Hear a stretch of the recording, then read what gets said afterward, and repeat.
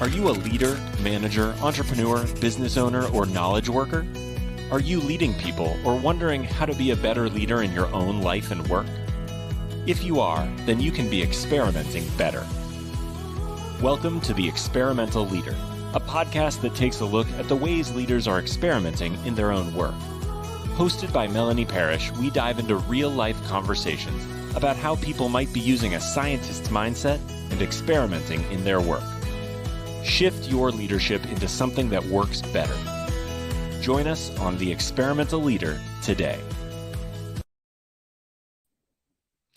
Hello, everybody.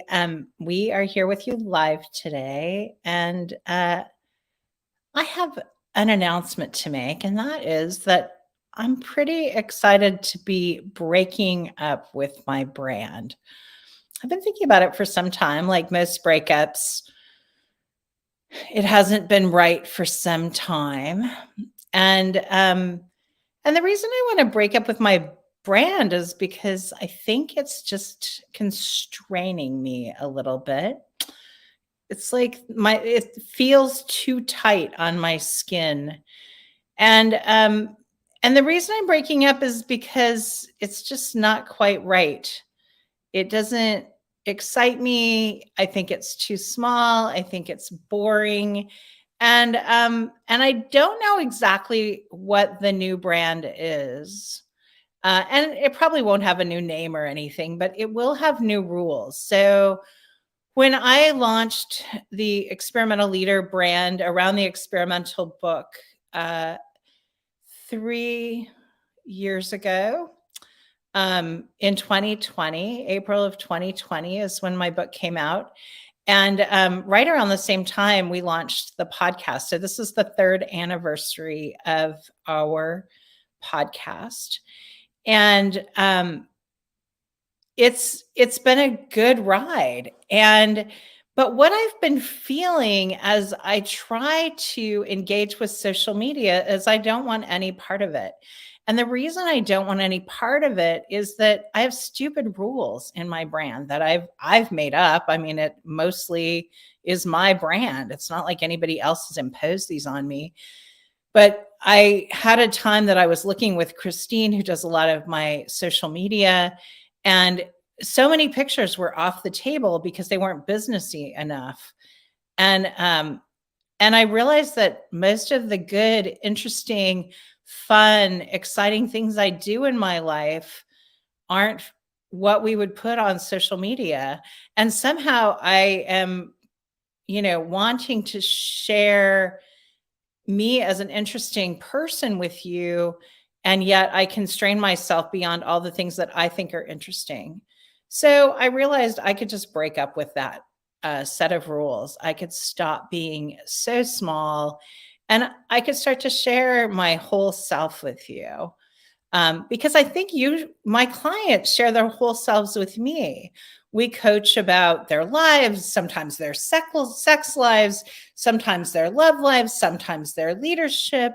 Coaching is a full contact sport. And I want that in my relationship with people online. I want to be whole. So I'm breaking up with my brand and I'll keep you posted. I want to be all of me with you. And I want to share the things I learn on the journey of being human, not just the learning I have as a leader.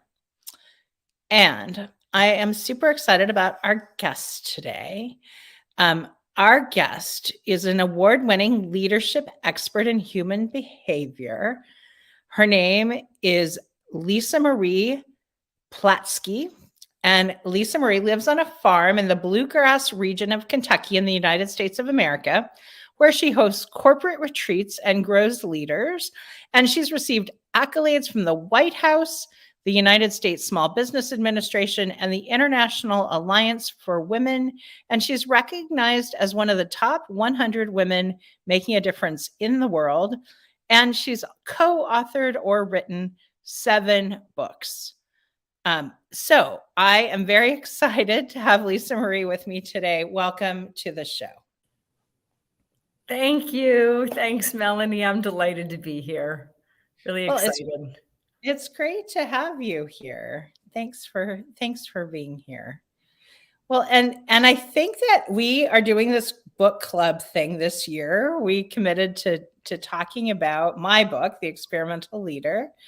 And we were this month, we're talking about chapter 7, the feedback loop variable. And I know before we were talking on the show and you were like, oh, I read it and I had these thoughts.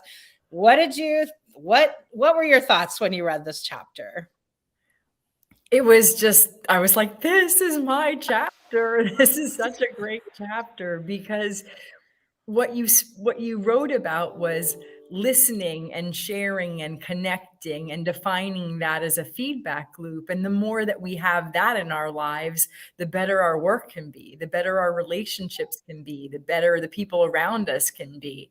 And so even the beginning part of the chapter, dictatorship versus innovation, what was fascinating to me is when I looked at it through the lens of how I view leadership or the work that I do, you have to have the foundational principle or premise that people are valuable and that people matter in order for a feedback loop to work. If you don't believe that people matter or that they have any value, then you can't actually have a successful feedback loop. So it was exquisite. And the other part that I really loved was when you brought in the vulnerability, because that for me is one of the elements of courageous leadership and the work that I do. So it was exquisite. And Well, I think it's really interesting, and I could read. Let me just read just the first paragraph in the chapter, because I think it will help people be on the same page with you. If you want to get something done fast, dictatorship is a great strategy. Dictators decide quickly and order people to implement their decisions. Dictatorship can work well if the path is clear and the goals are certain. But if you want to do something that has never been done before, then you want as many ideas as possible to foster a culture of innovative thinking. And you'll want to access those ideas through productive communication. The quality of the ideas in your organization is directly related to the quality of conversations that happen in your company. Listening to, sharing, and commenting on one another's ideas is what I call a feedback loop. Dictators don't want or need them, but as an experimental leader, fostering feedback loops is an important part of creating a climate of incremental innovation. Yeah, I think it's really interesting, and I've been thinking lately, and I don't know what you think of this, but I've been thinking lately about like what would happen if we all just asked each other like 5 layers of questions. Like I notice how often people like ask each other a couple of questions socially, and then they like it's like they've touched a red hot poker and they run away. And so I've actually been wondering if there's like a blog article or podcast or something that's like called 5 questions, where you could just like if you were having a conversation with someone, you could say, well, what's under that? Like keep going deeper instead of stopping. well, that for me is intimacy and, connection. True, true connection requires intimacy. And yet for many people, I would say in business, what I've found is probably less than 5% of the people that I've ever met are really great at connection, or really great at being able to be comfortable enough with the space of what might possibly show up in conversation, what might actually be said if you actually asked questions that were the unusual or the atypical questions. What would they, not so much what do they learn, but the greater part of what would show up that would have me be affected by whatever it is that I heard. And so I don't know that I've witnessed a lot of people dance around topics versus actually dive into them. I love that language that you just said of what would show up. I don't know if I've heard that before, like what would show up if you asked questions. Because you're right, things show up. I notice sometimes politics show up, and that's when I kind of run away from, because I'm always afraid a relationship might get harmed if the politics aren't the same. But I'm wondering what else would show up that I might run away from. Right. I don't tend to run away. I notice I run away from Republican politics. That's something that I run away from, because mostly not because I'm not willing to have a conversation, but because I'm unwilling to have a conversation where I won't get heard. And I find myself with people who will keep sort of battering at me until I agree with them, and I won't agree with them either. What conversations do you back away from? Well, that's been one of the things that I really have worked on over the last, I would say, probably 4 or 5 years, Melanie, is can I hold enough space for myself to really dance in the discomfort? Can I hold enough space and be the kind of leader that can do that? And when you spoke about what comes up for your clients in terms of there's conversations about relationship or sex, or conversations about their families, or all parts of who they are, there is a responsibility in that to say, for me, not a responsibility in general, but a responsibility for me to say, what are the things that may provoke something in me that I have got to look at, so that I can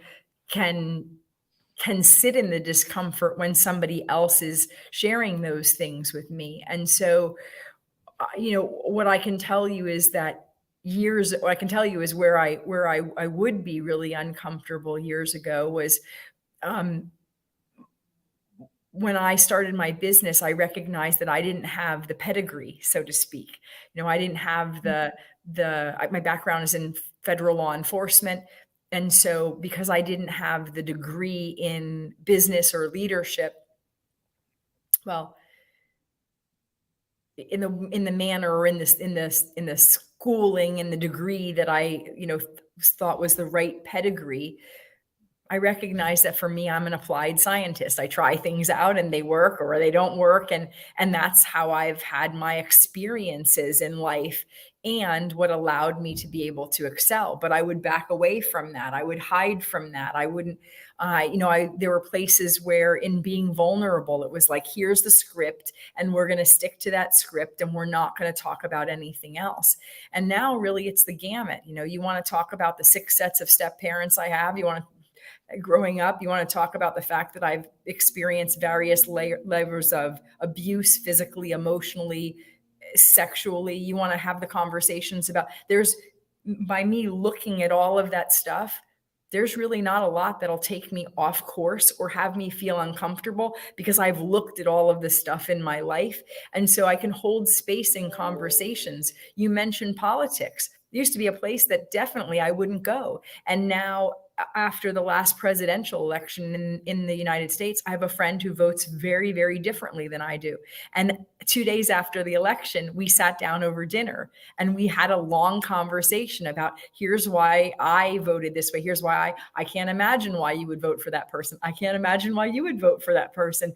And having us have the conversation in very differing backgrounds and lives, to be able to foster growth and learning and evolution. And I'm not a fan of tolerance, because I think that that's a really weird word, for really acceptance and love. And so years ago, for me, it was all about how much knowledge someone had. And now it's, how much love do they have in their heart to be able to lead well? So it's a great question. And it has me, really be an examination of the places I've been.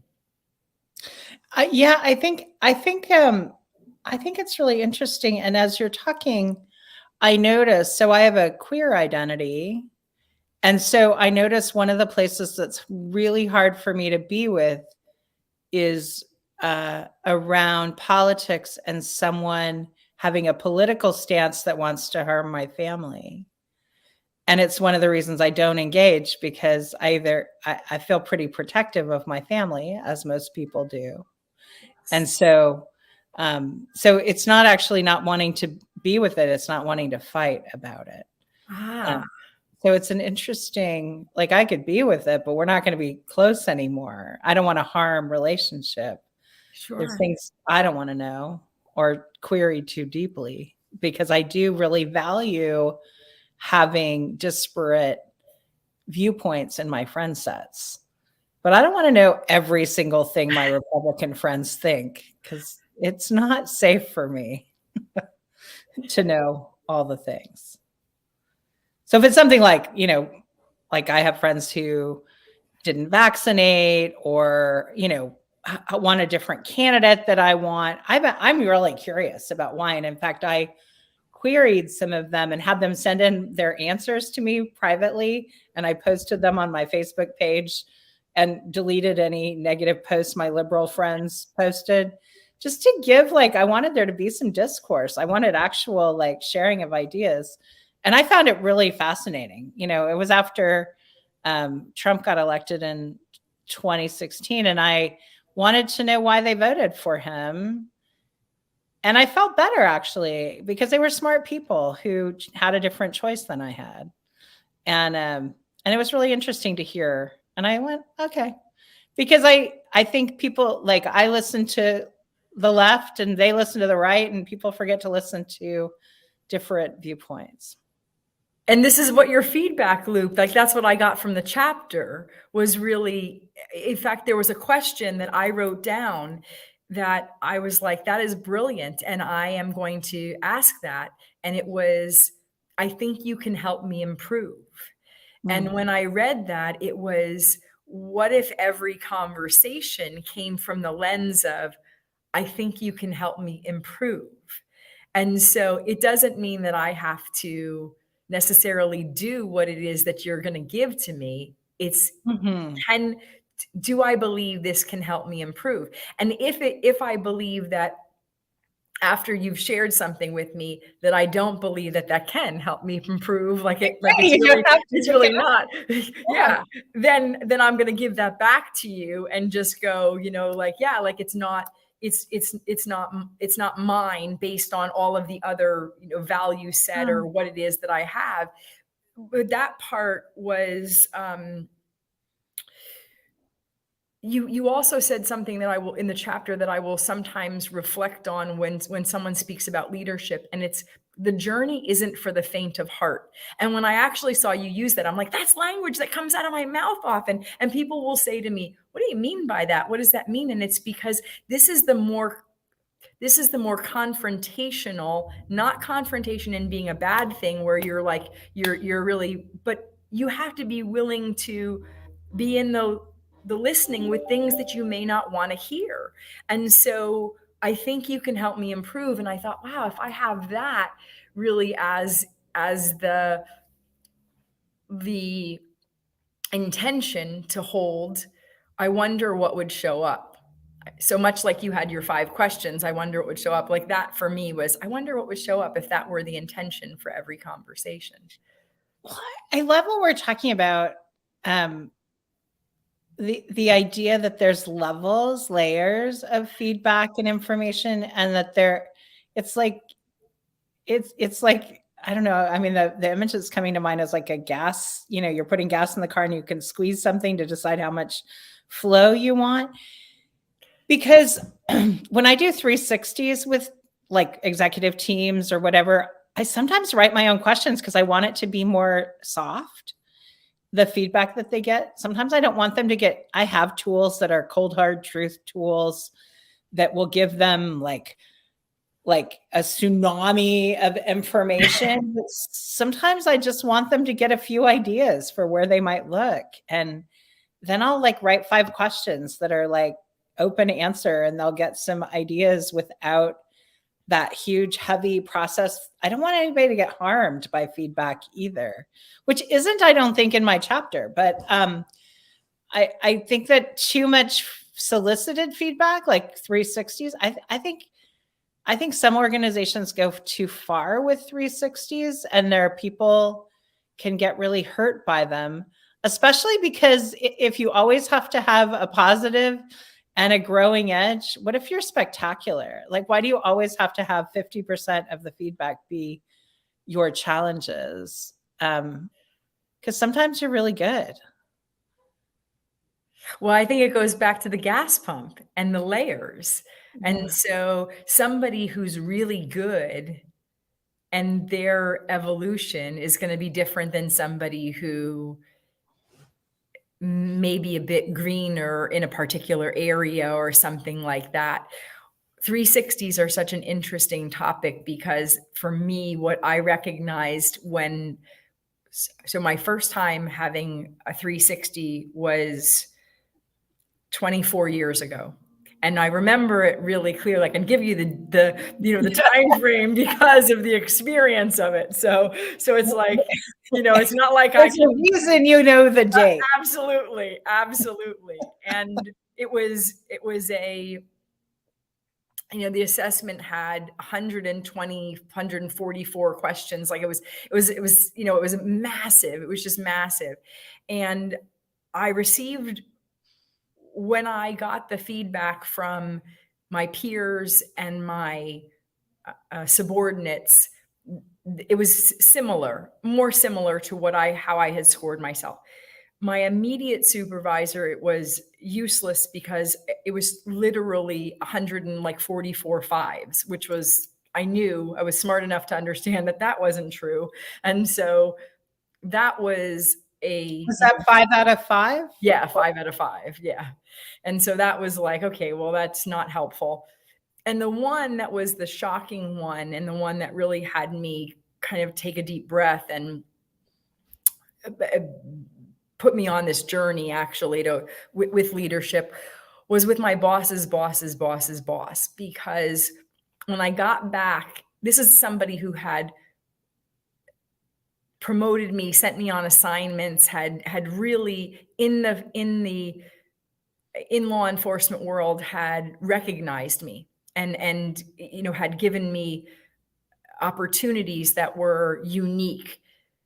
So when I got it back and I saw the 2s and 3s, I was like, what the heck? Like, what is this? And what I find to be so fascinating about what you just said about people getting harmed is that feedback on a form like that, like a 360, is only as good as the trained facilitator. And how good the trained facilitator actually explains the results in a way that you can digest it and make a choice, to make a change, to affect something different. So how it's presented. And so for me, that didn't happen in a way that allowed me to understand it. What it had me do was go, what's going on here? And then 2 weeks for me to go in and have an appointment and sit down with my boss's boss's boss's boss, to which case, as I explained why I was there, and she said, "You didn't think that you were perfect now, did you, Lisa?" And I was like, well, yeah, you send me all of these assignments. We ended up having a conversation, and it was the most exquisite experience in that there was only 1 2. I didn't see that. There were 4s. I didn't see them. And why I say that is because sometimes when you get stuff and something isn't explained to you, you see the thing that's the negative. You don't see the thing that you're doing well. You don't balance it out with what you're doing incredibly well. And so you need someone to actually go, okay, let's take an honest look at it. Let's take an inventory. Let's look at why these scores might be showing up. And so she gave me an opportunity to say, I gave you that because I want you to improve. And I gave you that so you could understand where are the potential pitfalls and the mines in your career trajectory. And for me, that's not what was explained to me. It was like, you're bad if you get this and you're good if you get this. And so I knew enough to understand that all fives wasn't helpful, but I didn't understand really that the whole purpose for something, if somebody really takes an assessment in the way in which it's designed, is that somebody has the ability to say, you get this score because I want you to learn something from it. I want you to be able to look at what the missing skill set is here in order for you to improve. And so for me, I remember it 24 years ago because I had to get to the place of sifting through all of that. And it took me several weeks. And when she said that, you didn't think you were perfect, I was like, well, in my almost arrogant high horse. And at the same time, she was really pushing the button to see, like, what are you seeing here? What are you noticing? And it led me down a road to have me look at things that I don't believe I otherwise would have looked at. Because at the time, I wasn't a great team player. At the time, I wasn't a great communicator. At the time, I wasn't a great listener. And so going back to the dictatorship where we started, if this is the idea and it's the best idea, yeah, you can go fast, but who's going with you? Like, no one. And so, it was incredibly valuable because I didn't necessarily have the facilitator who actually shared that, but she allowed me to have that experience. It's such an interesting 360s are such a gamble. Mm-hmm. It's like riding a bucking bronco. You might emerge with a life-changing positive experience. You might end up in a corner rocking yourself, because you've been harmed, because the feedback was too heavy and too hard and too nebulous and not specific enough and not actionable enough. And you don't know how to fix it. And you don't trust your colleagues. It really is. It's an interesting, and they may be too frequent so that you never get your feet again afterward. And and people call you out for not being nice in the workplace where you're doing really good work, and people are, think you should do it with a smile on your face all the time, whether you're a man or a woman. It's interesting feedback that it is that, the fact that you're frazzled because you've just taken on 3 people's jobs and now you're cranky. The feedback you get is not, hey, thank you for taking on 3 people's jobs. It's, well, you're really showing some frustration at work and you really need to work on that. Not, whoops, you're doing 3 people's jobs. We better take some of that off your plate. Yeah. So I find them very, as a coach who's worked with them for, over 20 years, I find them problematic and sometimes useful. And I find them dangerous. I'll say that. I find them dangerous. I think 360s are a little dangerous, but can be valuable. I don't know. I sell them on occasion and do them and debrief them, but always with a good dose of kindness, because wow. Yeah. I want to switch to you and what you're up to in your life and leadership. It was really fun to dive into all of that. What are you up to in your life and leadership and work right now? Oh, what am I up to? Well, 16 months ago, I moved to a farm, Melanie, and that has truly been quite the experiment. So I was not looking at moving to a farm. It was definitely not on my top 10 list, having lived in all really more major cities, the New York and the Miami and LA and Dallas and DC, and so larger metropolitan areas, to moving to the farm. And so this has been definitely an experiment. Right now I'm busy building a client portal and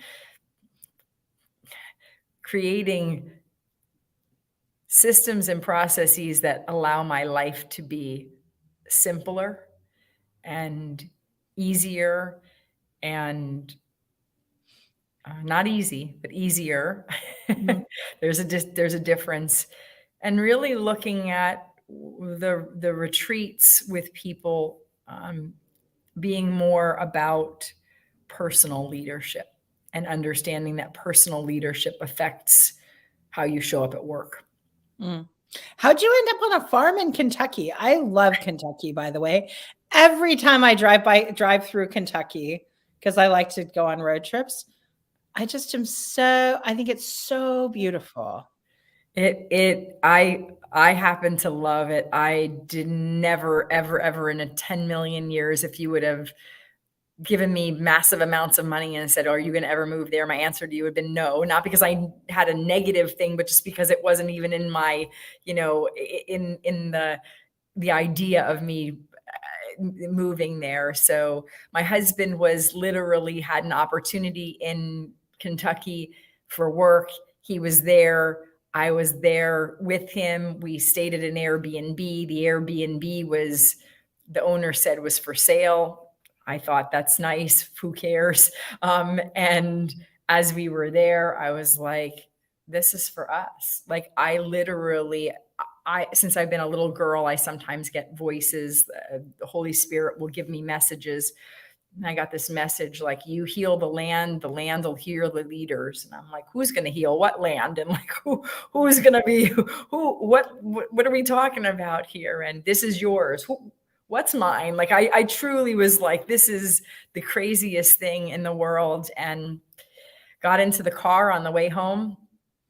We were both in agreement that we needed to do this. And so after 6 days in the Airbnb, called my friend that was a realtor, put an offer in, and the rest is history. Moved out to the farm and don't have any animals there other than, the ones that are naturally part of the property, haven't gotten any. Have done a lot of work on the trees and on the previous owners had like garbage dumps and like things that were, I guess, hidden. And so there's been a lot of cleaning out.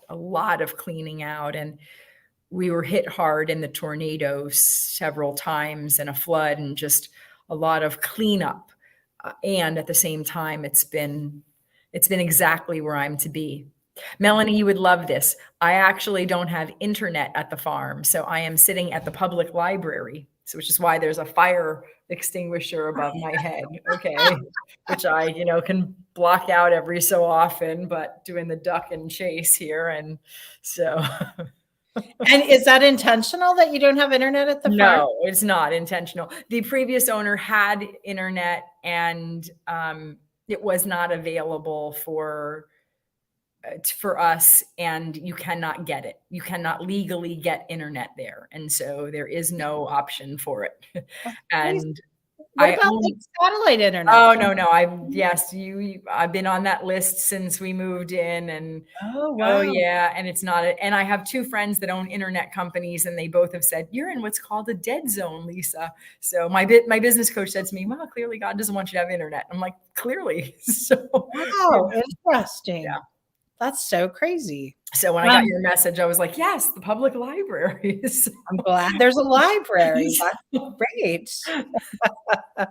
That's so funny. And what's next for you? What will you be experimenting with next on the farm in Kentucky? Experimenting with next is there's a program that I've been wanting to do. And I don't really know how. It'll be an experiment called Upside Warrior. So my business is Upside Thinking. And so Upside Warrior is this idea of the warrior mindset. And so physically, emotionally, spiritually, intellectually, financially, relationally, like all of those pieces that sometimes you need a sword and sometimes you need a feather.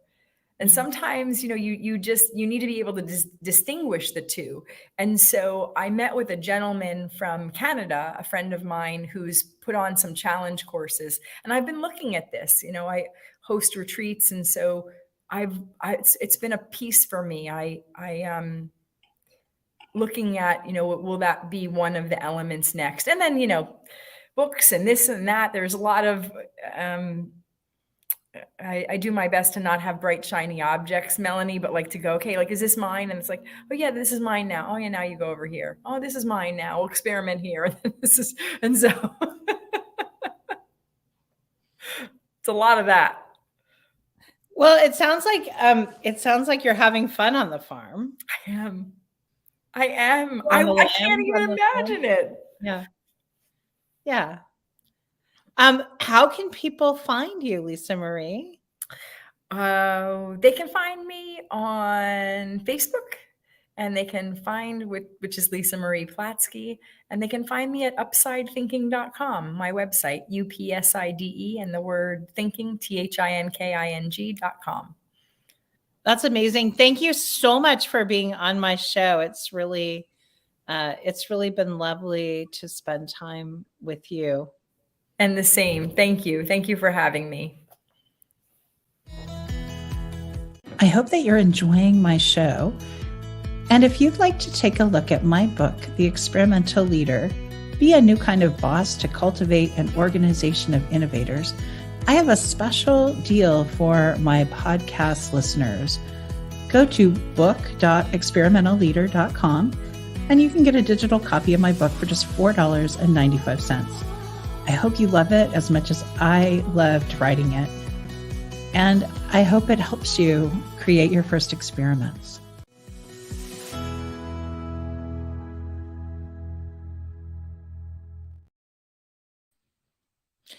It's been so fun being here with you today on our 3rd anniversary. And I really want to encourage you to look inside and think about what conversations do you run away from? And also, how do you go deeper? How do you ask one more question? Sit with what is, listen more carefully to the feedback loops in your life. Hear people, take what they say, use it if it's useful, let it go if it isn't, and incorporate the depth of conversation into your life and to your leadership. This is Melanie Parish. It's been great being with you today. Go experiment. Thank you for joining us on another episode of The Experimental Leader. We hope you have found value in today's episode because we're dedicated to helping you become the experimental leader you want to be. To access the show notes or learn more about working with Melanie, visit melanieparish.com. Go experiment.